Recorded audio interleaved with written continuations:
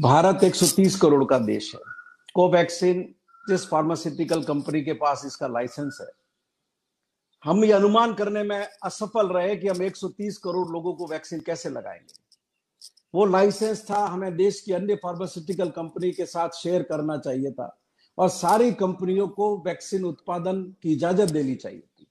वो करते जब तो आज हम इतनी बड़ी आबादी को कवर करने में सफल हो पाते। हमने वो नहीं किया, सबसे बड़ी गलती की। दुनिया के दूसरे देशों को भी हमने उसके लिए अलाउ नहीं किया कि वो अपनी सप्लाई कर सके।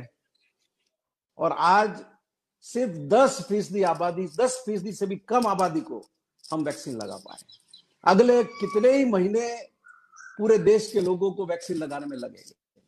हमारे पुरखों ने, हमारे बुजुर्गों ने चेचक का भी मुकाबला किया, हैजे का भी मुकाबला किया, प्लेग का भी मुकाबला किया, पोलियो का भी मुकाबला किया। इन सारी बीमारियों से को काबू करने में हम लोग सफल हुए, हमारे पुरखों की बदौलत, हमारे बुजुर्गों की बदौलत। और इतिहास गवाह है,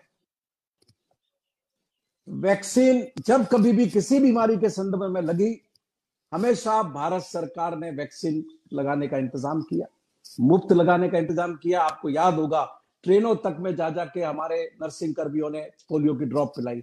एक बच्चा नहीं छूटना चाहिए, यह सोच करके पिलाई। आज इस वैश्विक महामारी के वक्त में जब भारत सरकार ने केंद्रीय बजट में 35,000 करोड़ रुपए का वैक्सीन के इंतजाम किया है, हम देश के 18 साल से 45 साल के लोगों के लिए ये कह रहे हैं कि इसका पैसा लिया जाएगा। ये बहुत अनफॉर्चुनेट है।